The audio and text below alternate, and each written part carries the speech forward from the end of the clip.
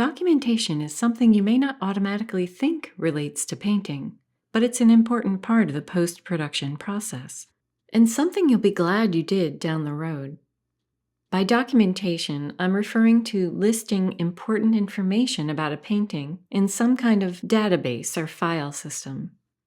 It's very helpful to have a single resource where you can see all of your successful efforts and retrieve related information on those pieces, whether for your own sake, for a show, a client, or maybe for a presentation.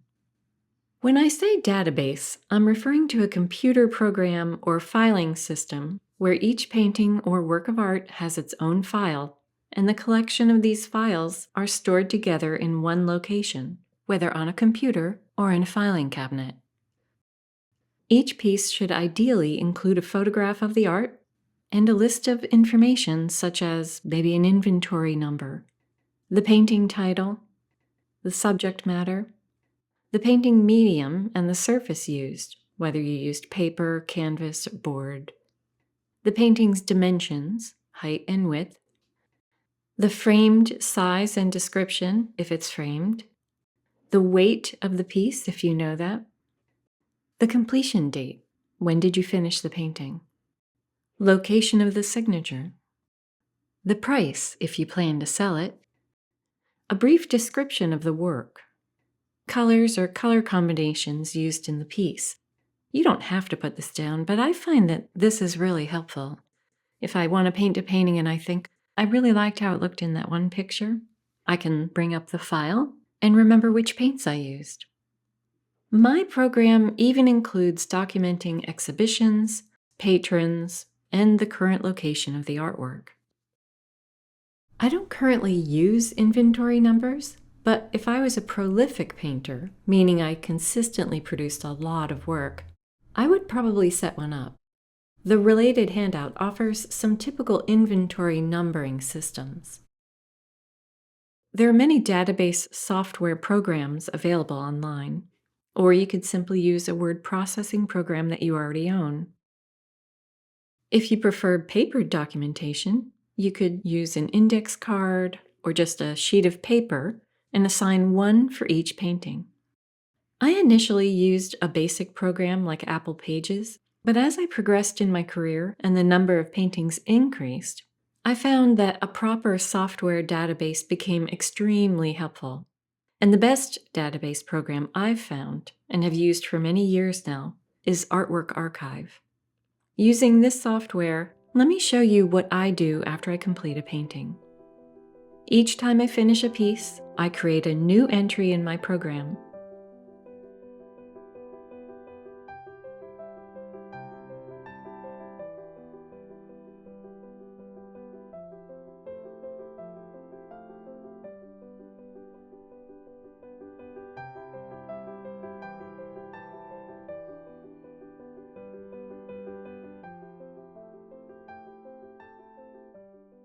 It's also useful to list some documentation on the back of the painting.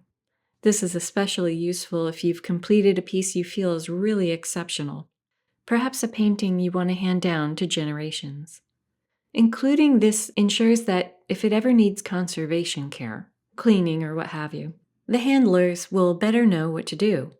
For example, if they know the type of varnish that you used, they can select the proper solvent to remove it for cleaning.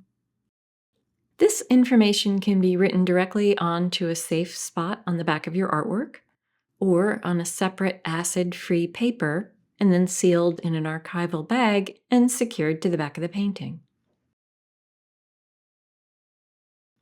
I would suggest using a slightly hard pencil so it doesn't smear easily, maybe a 2H or a 4H, and avoid using a Sharpie because they tend to fade over time. If your work is on stretched canvas, you may want to write the information on a separate card, or write brief information on the canvas that sits over the stretcher bar. Some of the information you may want to include on the back would be your name, maybe even a form of contact information, the painting title and size, the type of paint and surface, the date it was completed, and if you build your own substrate or the surface material, It's good to list the products used, such as the type of sizing or gesso. What I normally do for a typical painting is apply a clear sticker on the back with my name and contact information, and then I write the painting title in a safe spot. If I created the surface, I carefully include that information as well. Some surfaces already list the support data on the back, which is nice. Now, for quick works or for works that you're not thrilled with, you don't have to include all of this information on the back of the painting.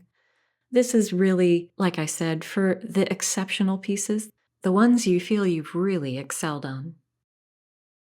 In the next lecture, we'll talk about some of the precautions you should take when handling your artwork.